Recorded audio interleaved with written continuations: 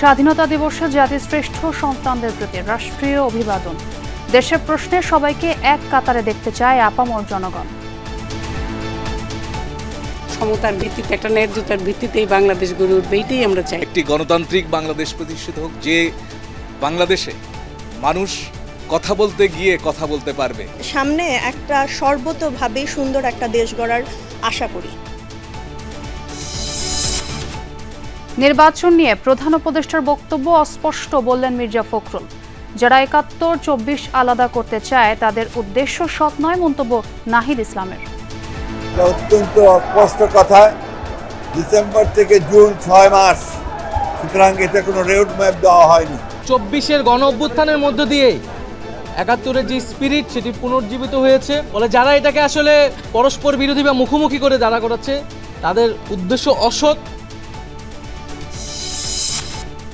চীনে প্রধান উপদেষ্টা ডক্টর মোহাম্মদ ইউনুসকে লাল গালিচা সংবর্ধনা। প্রেসিডেন্ট শি জিনপিং এর সাথে বৈঠকের পাশাপাশি বেশ কয়েকটি সমঝোতা স্মারক সইয়ের সম্ভাবনা। ঈদে ঘরে ফেরা মানুষের চাপ বাড়ছে ট্রেনে। যাত্রা নির্বিঘ্ন করতে তৎপর আইন শৃঙ্খলা বাহিনী। মহাসড়কে যত্রতত্র যাত্রী ওঠানামায় যানজট বৃদ্ধির সঙ্গে মোটামুটি চাপ আছে রাস্তায়, তবে এখনো ঈদের যে চাপটা আছে এখনো পড়ে। হালকা পাতলা তো জ্যাম থাকবে, ঈদের সিজন তো। প্যাসেঞ্জার মোটামুটি আল্লাহর রহমতে এখন কম, আল্লাহর রহমতে ২-১ দিন পর আর কি বাড়বো। সংখ্যালঘু নির্যাতনে ভারতকে বিশেষ উদ্বেগজনক দেশ হিসেবে চিহ্নিত করল মার্কিন কমিশন। গোয়েন্দা সংস্থা রয়ের ওপর নিষেধাজ্ঞার সুপারিশ।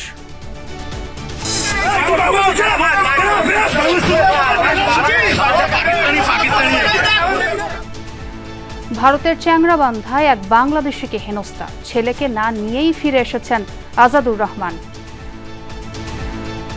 আমি উঠছি, তারপরে ওরা ঘিরে ধরছে, ঘিরে ধরে বলে যে না যেতে পারবা না, তুমি নামো। ওদের চিন্তা যে আমি একটা নতুন গাড়ি নিয়ে গেলে ওরা ২,০০০-২,৫০০ টাকা ভাড়া পাবে।